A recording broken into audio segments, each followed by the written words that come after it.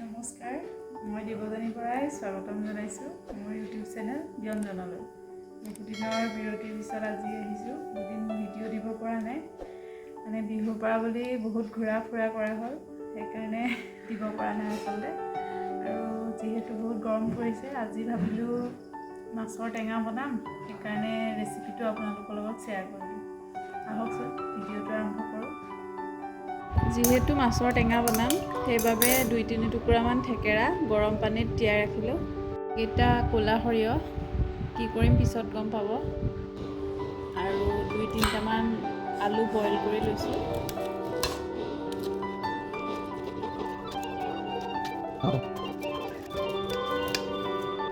কেঁচা জলকীয়া 2টা লৈছোঁ, আৰু এয়া সৰু চাইজৰ এটা পিঁয়াজ কাটি লৈছোঁ, 2টা শুকান জলকীয়া লৈছোঁ আৰু এটা তেজপাত।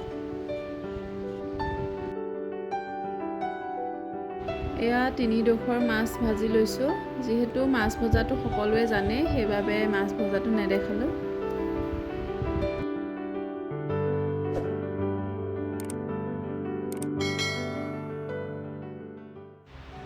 কেৰাহীত প্ৰথমে অলপ তেল দিছোঁ, তাৰপিছত সৰিয়হখিনি ভাজি ল'ম। সৰিয়হখিনি ভাজোঁতে চাব আকৌ, মানে চিটিকি আহিব পাৰে, সেইকাৰণে ঢাকোনখন লগাই ল'ব।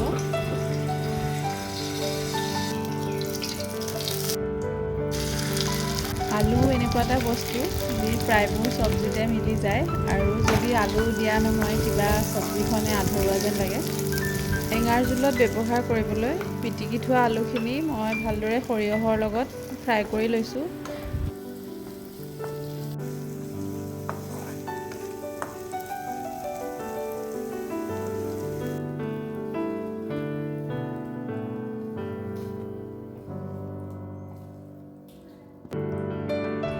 এতিয়া মেইন টেঙা জোলৰ মছলা তৈয়াৰ কৰিব ওলাইছোঁ।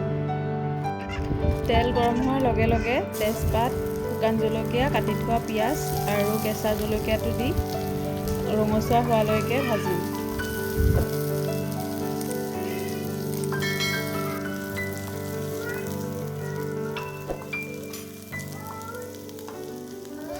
পিঁয়াজখিনি ভাজি থকাৰ লগে লগে অকণমান হালধি গুড়ি দিছোঁ, তাৰপিছত জিৰা গুড়ি অকণমান দিছোঁ, তাৰপিছত দিছোঁ অলপ ধনিয়া গুড়ি, তাৰপিছত ভালদৰে অকণমান লৰাই লৈ, আচলতে টেঙা জোলত খুব কম পৰিমাণে মছলা ব্যৱহাৰ কৰিছোঁ। একেবাৰে শেষত অলপমান জলকীয়া গুড়ি দিছোঁ কালাৰৰ কাৰণে।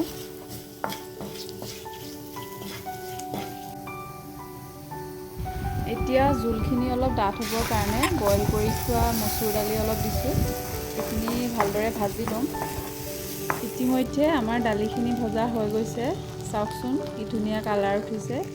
এতিয়া আমি তিয়াই থোৱা থেকেৰাখিনি তাত দি দিছোঁ।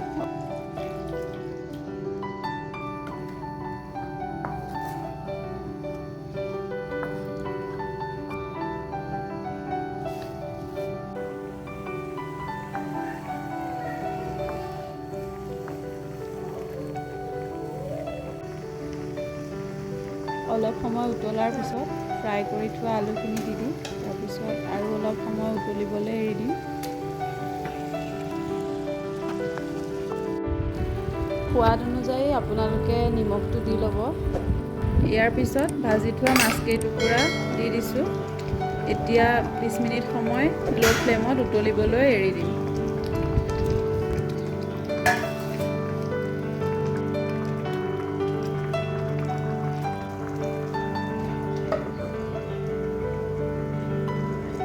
আজিৰ মাছৰ টেঙাৰ ৰেচিপিটো চাই কেনেকুৱা পালে কমেণ্ট কৰি জনাবচোন।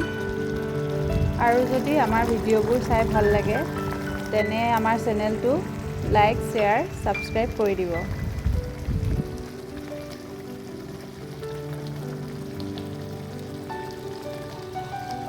এয়া আমাৰ মাছৰ টেঙা খাব পৰা হৈ গ'ল, আৰু লগতে ভিডিঅ'টো শেষলৈকে চোৱাৰ বাবে বহুত বহুত ধন্যবাদ।